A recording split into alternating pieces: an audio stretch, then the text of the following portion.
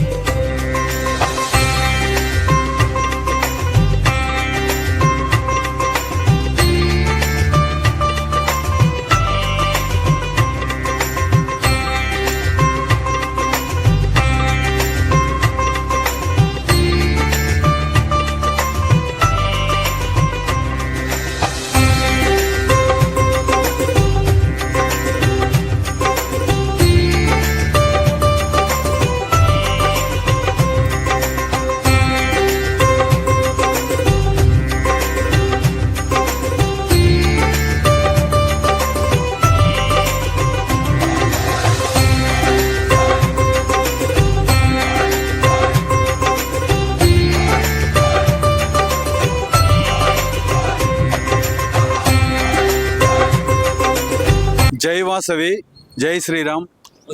ఈరోజు మనకు ఎంతో శుభదినం. మన వాసవి కన్యకా పరమేశ్వరి జన్మదినోత్సవాన్ని మన రాష్ట్ర ప్రభుత్వం గుర్తించి ఈ రోజు నుంచి ప్రతి సంవత్సరం ఈ పండుగ జరుపుకోవడానికి అధికారికంగా మన రేవంత్ రెడ్డి గారు నిర్వహించుకోమని ఆదేశాలు ఇవ్వడం జరిగింది. ఇది వైశ్యులలో చాలా హృదయపూర్వకమైన శుభాకాంక్షలు తెలియజేస్తున్న ఈ సందర్భంగా ఈ రోజున్న చరిత్ర ఎప్పటికి కూడా మన తెలంగాణ చరిత్రలో నిలబడే రోజు. ఈ రోజు సందర్భాన్ని మాకు పురస్కరించుకొని ఈ రోజు వెంకటేష్ గుప్తా గారు వాళ్ళ తల్లిదండ్రులు పొద్దుటూరి జగన్నాథం పొద్దుటూరి సువర్ణ వాళ్ళ దివ్య ఆశీస్సులతోని వాళ్ళ పేరు చిరస్థాయిలో నిలబడాలని. బూడుపల్లో ఇప్పటికే చాలా చరిత్ర ఉంది. అట్లాంటి చరిత్రలో ఒక చరిత్ర సృష్టించడానికి పొద్దుటూరి వెంకటేష్ గారు, శోభారాణి గారు ఒక 300 గజాల జాగాను మనకు ఇవ్వడం జరిగింది. ఈ శుభకార్యం మనకు ఈ రోజు నిర్వహించుకోవడం మనందరూ కూడా చాలా గర్వకారణం. వాళ్ళ పేరు, వాళ్ళ నాన్న వాళ్ళ పేర్లు చరిత్రలో ఎప్పటికీ నిలబడుతుంది.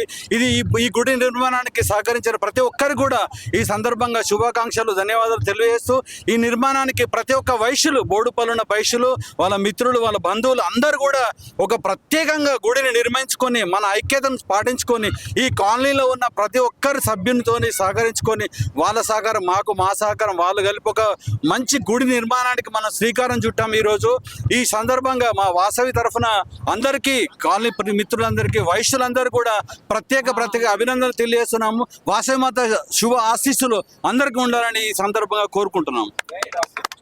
ఈరోజు కన్యకా పరమేశ్వరి జయంతోత్సవం సందర్భంగా ఇక్కడ పూజా కార్యక్రమాలు నిర్వహించబడుతున్నాయి.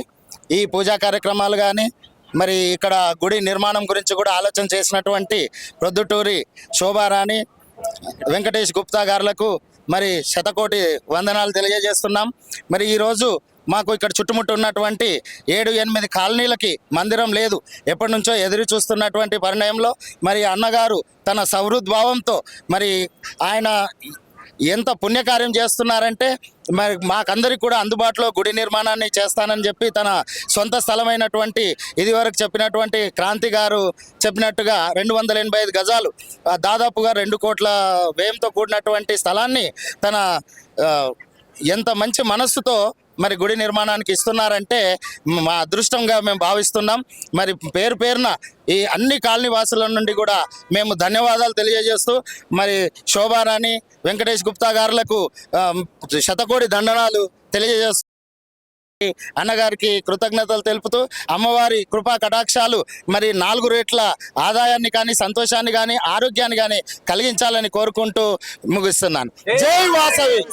ఈ వాసవి జయంతి ఉత్సవాల సందర్భంగా మా వాసవి నగర్ కాలనీలో ఈ ఉత్సవాలు జరపడం మాకు ఎంతో సంతోషంగా ఉందండి. మేము గత 10 సంవత్సరాల నుంచి ఇక్కడ టెంపుల్ కట్టాలని చెప్పేసి చాలామంది తిరుగుతున్నాము. అన్నగారు కూడా చాలా కృషి చేశారు. అదేవిధంగా ఇప్పుడు ఈ 300 గజాల జాగాని ఇస్తూ ఈ స్థల నిర్మాణానికి తను పూనుకోవడం మాకు చాలా సంతోషంగా ఉంది. ఈ యొక్క కార్యక్రమంలో భాగంగా మేము చుట్టుపక్కల కాలనీలు అందరితో పిలిచి మాట్లాడడం జరిగింది. వాళ్ళందరూ కూడా అంతే సహృదయంతో వచ్చి అందరితో సహకరిస్తున్నారు. ఇదే విధంగా అందరు సహాయ సహకారాలు అందించి ఈ గుడి కార్యక్రమాన్ని అతి తొందరలో మనం పూర్తి చేసుకుందామని కోరుకుంటున్నాను. ఈ చుట్టుపక్కల కాలనీలో అందరూ ఒకే తాటిపై వచ్చినందుకు వాళ్ళందరికీ కృతజ్ఞతలు అండి. ధన్యవాదాలు. ఈరోజు వాసవి నగర్ కాలనీలో మరియు ఈ చుట్టుపక్కల ఉన్న 6-7 కాలనీలకి శుభదినం. మేము ఎన్నో రోజుల నుంచి ప్రయత్నిస్తున్నటువంటి ఈ ఆలయ నిర్మాణానికి ఈరోజు వాసవి కన్యకా పరమేశ్వరి ఉత్సవ ఆధ్వర్యంలో వాసవి కన్యకాదేవి పుట్టినరోజు సందర్భంగా మొదటి పూజ జరుగుతున్నందుకు చాలా ఆనందిస్తున్నాము. ఈరోజు ఇంత ఎండలో కూడా ఇంతమంది ఎంతో విజయంగా హోమం జరిపించారు. మరియు కన్యకా పరమేశ్వరి అభిషేకము, మరియు శివుని అభిషేకము, వినాయకుని పూజ మరియు శోభాయాత్ర, 102 మంది బాలికలతోటి ఈ పూజ ఎంత వైభవంగా ప్రప్రబంధంగా నేను చూస్తున్నాను. ఇంత వైభవంగా జరుపుతున్నటువంటి వాసవి అసోసియేషన్ వారికి అందరికీ కూడా కృతజ్ఞతలు. మరి వెంకటేష్ గుప్తా గారు ఎంతో సహృదయంతో తన 285 గజాల జాగనిచ్చినందుకు మా కాలనీ తరపున అందరము వారికి కృతజ్ఞతలు తెలుపుతున్నాము. మహిళలకు, వృద్ధులకు గుడికి వెళ్ళాలంటే ఎంతో దూరం వెళ్ళాల్సి వస్తుంది. వాళ్ళకు చాలా ఇబ్బంది పడుతున్నారు. దీంతో మాకు ఆ సమస్య తీరుతుంది. మరియు ఈ 5-6 కాలనీలు కూడా పవిత్రం అవుతున్నాయి. ఈ ఎప్పుడు జరిగే హోమం కానీ పూజలతో మంత్రోచ్చారణలతో మేము అందరం పునీతులమవుతామని భావిస్తూ మా అనుశ్రీ నగర్ కాలనీ తరపున అందరికీ ధన్యవాదాలు. వాసవి నగర్ వాళ్ళకి కూడా ధన్యవాదాలు